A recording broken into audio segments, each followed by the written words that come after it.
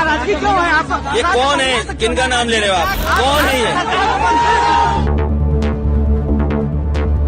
डरिए नहीं इन चोरों से, हम जानते हैं कितने बड़े गुंडे हैं, कितनी बड़ी गुंडी है।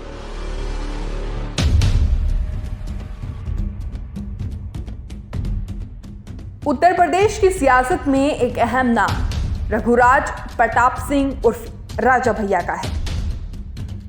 वो अब तक जिस भी सरकार के साथ गए हैं वहां मंत्री बनाए गए हैं, बगावत की तो जेल की यात्रा भी की है, लेकिन इस सबके बीच राजा भैया ने अपना किला सुरक्षित रखा।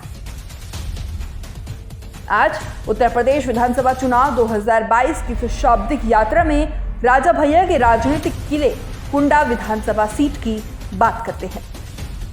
रघुराज प्रताप सिंह उर्फ राजा भैया इस विधानसभा सीट का 1993 से चेहरा बने हुए हैं।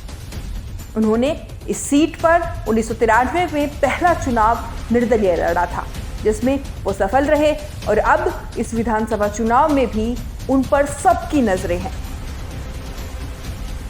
वहीं कुंडा विधानसभा सीट के इतिहास की बात करें तो इस सीट पर 1962 के चुनाव में कांग्रेस के नियाज हसन खान ने जीत दर्ज की थी। 1967 के चुनाव में एसपी के जयराम ने इस सीट पर जीत दर्ज की। वहीं 1974 में फिर कांग्रेस के नियाज हसन खान ने जीत दर्ज की। उसके बाद 1977 में जेएनपी की साक्षी प्रभा विजय हुई। वहीं 1980, 1985 और 1989 में कांग्रेस के टिकट पर नियाज अहमद खान ने फिर से जीत दोहराई। वहीं 1991 में बीजेपी के नारायण मिश्रा विजय हुए।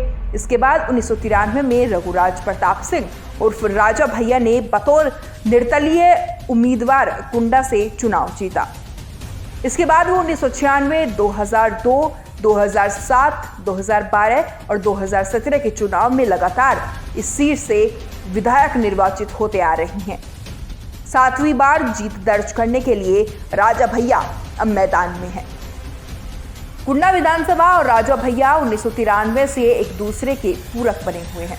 कुल मिलाकर यूपी की सियासत में कुंडा विधानसभा राजा भैया की रियासत बना हुआ है। इसके तहत वो 2022 के चुनाव में एक बार फिर मैदान में आ गए हैं, जिसमें वो 7वीं बार इस सीट से चुनाव जीतने के लिए तैयारियों में जुटे हैं। इस बार वो अपना दल जनसत्ता दल के टिकट पर इस सीट से चुनाव लड़ रही हैं। तो वही सपा गठबंधन ने राजा भैया के पुराने साथी गुलशन यादव को उनके खिलाफ मैदान में उतार दिया है। सपा के इस मास्टर स्ट्रोक के बाद कुंडा सीट पर इस बार दिलचस्प मुकाबला होने के आसार है। वहीं बीजेपी ने इस बार कुंडा से सिद्धूजा मिश्रा को टिकट दिया है। इस सीट पर सिद्धूजा मिश्रा के पति पूर्व में बसपा के टिकट पर चुनाव लड़ चुके हैं, जबकि इस बार बसपा ने मोहम्मद फहीम उर्फ पप्पू भाई पर दांव लगाया है। अब ये तो आने वाले दिनों में ही देखने को मिलेगा कि किसके सिर सजेगा ताज और किसकी होगी हार। Bureau report, news 18।